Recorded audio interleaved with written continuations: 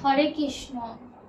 আমার নিজের স্বরচিত একটি কবিতা বহুদিন আগে লিখেছিলাম। কবিতাটির নাম অচিন পাখি। কবিতাটি জানি না কেমন হয়েছে, আপনারা আমাকে আশীর্বাদ করবেন। অচিন পাখি, দেহের ভিতর অচিন পাখি, খাদ্য বস্তু দিয়ে পুষে রাখি, আরো করি আদর যতন, মনে করি পাখি রাখিব আজীবন। পাখি আমার ফাঁদ পেতেছে, উড়াল দেওয়ার আসে, অচিন পাখি নির্ভাবনায় দিন গুনিতে থাকে। দেহে ছিল সাধনার তরি, অচিন পাখি গিয়েছে ভুলি। কর্ণে নিলে না সার মন্ত্র, জেনে নিলে না কোথায় দেহের সাধনার ভাণ্ড। দেহে খাঁচা করলে না মজবুত করে, পাখি থাকতে আপন তরে। সাধনার ঘরে ঢুকলে না পাখি, খুললে না সময় থাকতে মন আখি। রইল খাঁচা অশুদ্ধ হয়ে, দিলে তুমি নিজেরে নিজে ফাঁকি। অচিন পাখি যাবে চলে, দেহ খাঁচা রইবে পড়ে, শত চেষ্টা করেও পাবে না ফিরে। পাখিকে দেহ খাঁচার তরে, মরণ নামের কালো ছায়া নিয়ে যাবে তারে, ফিরবে না খাঁচায় আর। তাই বোধ বুদ্ধি থাকতে ভার, খাঁচায় পশু অচিন পাখি, সাধনার মন্ত্র মনে রাখি।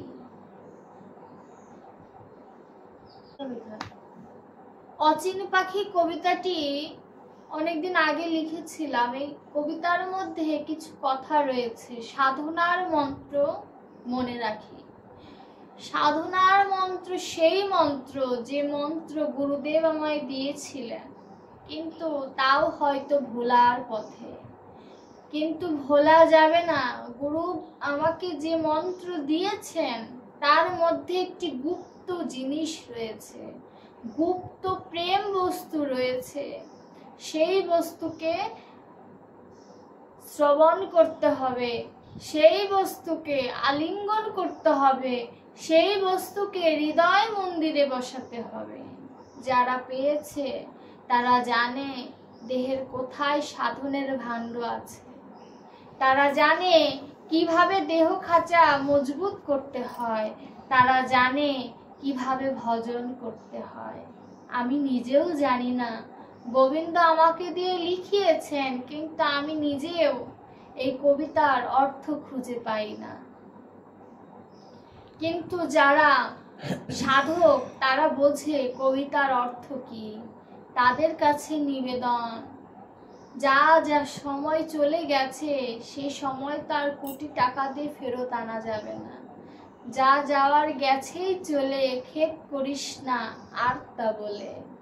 যা চলে গেছে সেই সময়কে নিয়ে আফসোস না করে, যেটুকু সময় আছে গোবিন্দের পথে ধাপিত হওয়া অতীব অতীব প্রয়োজন। গোবিন্দকে যদি সেই সাধনার মন্ত্র মনে রেখে, সেই গুরু মন্ত্র মনে রেখে যদি গোবিন্দকে স্মরণ করা যায়, গোবিন্দ অবশ্যই দর্শন দেবে। সাক্ষাতে দর্শন সে কখনো কাউকে দেয়নি, দেবেও না। আমরা যা শুনি সেগুলো দিব্য চক্ষুর মাধ্যমে দর্শন করেছে। সেই দিব্য চক্ষুকে অর্জন করাও কলির যুগে সম্ভব নয়। এর জন্য মন্দির মাঝে ভগবানকে দর্শন করতে হবে। সেই কোন মন্দির? হৃদয় মন্দিরেও দর্শন করতে হবে। আমি যদি চাই আমি অর্জুন হতে পারবো না। আমি বিশ্বরূপ দর্শন করার মতো যোগ্যতা আমার নেই, কলিযুগে কারণ নেই। ব্যাসদেব নিজে বলেছেন। অর্থাৎ হৃদয় মন্দিরে বিশ্বরূপ দর্শন করতে হবে। একমাত্র হৃদয়ে গোবিন্দকে আনা সম্ভব। ভগবান শ্রীকৃষ্ণ যতদিন এই রথে থাকবেন ততদিন রথ চলবে, রথ কথা বলবে। কিন্তু যেদিন ভগবান রথ থেকে নেমে যাবে সেদিন কিন্তু এই রথ অগ্নি দিয়ে জ্বলে যাবে। তার প্রমাণ কিন্তু কুরুক্ষেত্রেও রয়েছে। যেদিন যুদ্ধ সমাপ্ত হলো, ভগবান শ্রীকৃষ্ণ যখন অর্জুনের রথের সারথি হয়েছিলেন, ততদিন কিন্তু রথের কিছু হয়নি। যুদ্ধে যখন ছিল, ভগবান শ্রীকৃষ্ণ কিছুক্ষণ সময়ের জন্য নেমেছিলেন, তখনও রথের কিছু হয়নি। কিন্তু যখন একেবারে সমাপ্তির দিন ভগবান শ্রীকৃষ্ণ নেমে গেলেন, সেদিন রথটা জ্বলে গেল। ভগবানকে অর্জুন প্রশ্ন করলেন যে আমার রথ কেন জ্বলে গেল? বলল, আমি নেমে গেলে অর্জুন সকল রথই জ্বলে যায়।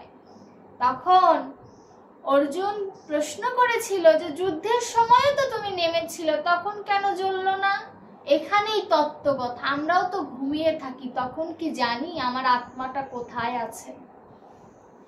এই রথ তাই তখন ভগবান শ্রীকৃষ্ণ বলেছিলেন, আমি যখন রথ থেকে যুদ্ধের সময় নেমে গিয়েছিলাম, তখন আমার অঙ্গের যে বাতাস, পবন দেবকে রথে রেখে গিয়েছিলাম। অর্থাৎ ঘুমিয়ে যখন আমি থাকি, তখন কিন্তু আমি শ্বাস প্রশ্বাস ঠিকই নেই, কিন্তু আমার একটি অঙ্গ কেটে নিলেও টের পাবো না। এটি হচ্ছে ভগবান বুঝিয়ে দিলেন যে আমি যতক্ষণ রথে থাকবো, বা আমার বাতাস যতক্ষণ রথে থাকবে, ততক্ষণ রথ সচল। যখন আমি আমার বাতাস নিয়ে পূর্ণাঙ্গ রূপে নেমে আসব, সেদিন এই রথের সমাপ্ত। এই সামনে রথ আসছে। রথ একটি জীব শিক্ষা। রথের 206টি চাকা, 206টি কাঠ। এই মানব দেহেরও 206টি কাঠ, 16টি চাকা। এই মানব দেহেরও 5টি কর্মান্দ্রিয়, 5টি জ্ঞানেন্দ্রিয় এবং 6 রিপু, 16টি চাকা। ওই রথের যে দড়ি, সেই দড়ি হচ্ছে বুদ্ধি, আর যে রথ টানে সে হচ্ছে প্রাণ গোবিন্দ স্বয়ং। আর রথের মধ্যে যে 3 জন বসে থাকে, এরা কিন্তু আমার ভিতরেও আত্মা রূপে বসে আছে। আর এই যে আমার মনটা হচ্ছে স্বয়ং অর্জুন, অর্থাৎ আমি নিজে। সুতরাং এই দেহ রথকে যেদিকে আপনি চালাতে বলবেন, রথের সারথি সেদিকেই চালাবে। ভগবান শ্রীকৃষ্ণ রথকে চালাচ্ছেন, কিন্তু আপনি যেভাবে নির্দেশনা দিচ্ছেন, ভগবান সেভাবেই চালাচ্ছে। তাই ভগবানকে কুপথে নয় সুপথে চালান, দেখবেন ভগবান নিজে রথকে রক্ষা করবে। রথের থেকে যেদিন একেবারে নেমে যাবে, সেদিন আপনাকে জানিয়ে নেমে যাবে। আপনি জানবেন যে আজ সমাপ্তি ঘটবে, আপনি যদি তেমন সাধনা করে থাকেন। সাধনা করেছিল ভবা পাগলা, সাধনা করেছিল বড় বড় মহিষী নারীরা, সাধনা করেছিল মহাপুরুষেরা। তারা জানতেন তারা কবে দেহ রাখবেন। সুতরাং কেন জানতেন? তারা তাদের রথকে যোগ্য স্থানে চালিয়েছিলেন, যোগ্য জায়গায় সাধনা করেছিলেন। সেই সাধনাটা সকলের করা প্রয়োজন, কিন্তু সেই সাধনা সকলকে দেখিয়ে নয়, মনে মনে ভজন করা প্রয়োজন। এর জন্য সকলকে আমি অনুরোধ করব যে দীক্ষা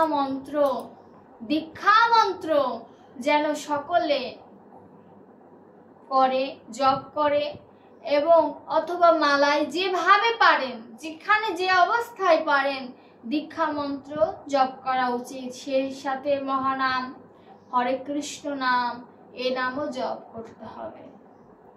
এই কৃষ্ণ নাম জপ করতে করতে, দীক্ষা মন্ত্র জপ করতে করতে একদিন গোবিন্দ কৃপা করবে। গোবিন্দ যেদিন কৃপা করবে, সেদিন আপনি আর দূরে থাকতে পারবেন না। সেদিন আপনার ভিতরে ভিতরে একটি জ্ঞান আসবে, চৈতন্য শক্তি হবে যে না, এতদিন আমি ঘুমিয়েছিলাম, আজ হয়তো গৌর আমায় কৃপা করেছে, আজ আমার চৈতন্য হয়েছে। যেমন শ্রীবাস বলেছিল, শ্রীবাসকে যেদিন ভগবান কৃপা করলেন, ভগবান শ্রীবাসকে বলেছিল যে তোমার কি চৈতন্য হয়েছে? শ্রীবাস সেদিন বলেছিল, প্রভু সত্যি আজ আমার চৈতন্য হয়েছে। তদ্রূপ আমরা সকলে ঘুমিয়ে আছি, আমাদেরকে চেতন করার জন্য প্রভু চৈতন্য নাম নিয়ে এসেছেন। তিনি আমাদের চেতন করাবেন। আমাদের জাগাবেন তিনি। কলিহত জীব আমরা ঘুমিয়ে আছি, কিন্তু ভগবান কিন্তু বসে নেই। ভগবান কিন্তু ভক্তের জন্য অবতরণ করেছেন অবতারী রূপে। তাই গৌর হরি, দয়াল নিতাই এরা হচ্ছে আমার পরম বান্ধব। এদেরকে সঙ্গে রেখে, এদের অনুকরণ করে, অনুধাবন করে ভগবানকে ভজন করতে হবে, ভগবান শ্রীকৃষ্ণকে ভজন করতে হবে, শ্রী রাধারানীকে ভজন করতে হবে। রাধার স্বভাব কিঞ্চিত নিজের গায়ে আনতে হবে। কেমন?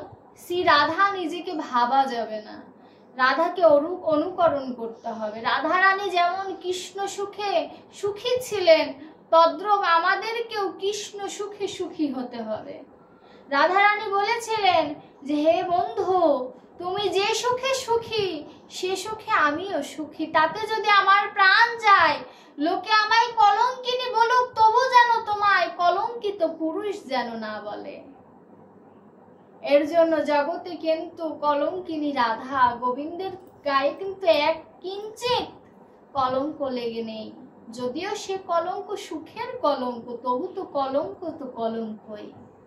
এর জন্য রাধা স্বভাব কিঞ্চিত ধারণ করতে হবে, কিন্তু রাধা নিজেকে ভাবা যাবে না। জগৎবন্ধু সুন্দর বলেছেন যে রাধারানীর যে সখী, তাদের যে দাস, তাদেরও দাসের দাস হওয়ার যোগ্যতা আমার নেই। তিনি একজন মহাপুরুষ ছিলেন, তিনি যখন এ কথা বলেছে, আর আমার মতো নরাধম তো গোনাই ধরা যায় না।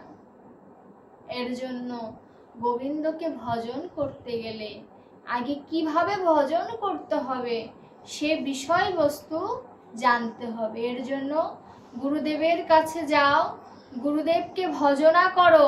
গুরুদেব যদি কৃপা করে তার মন্ত্র দেয়, সেই মন্ত্রকে ধারণ করে হা কৃষ্ণ তোমার হলাম বলে তার চরণে সমর্পণ করে দাও।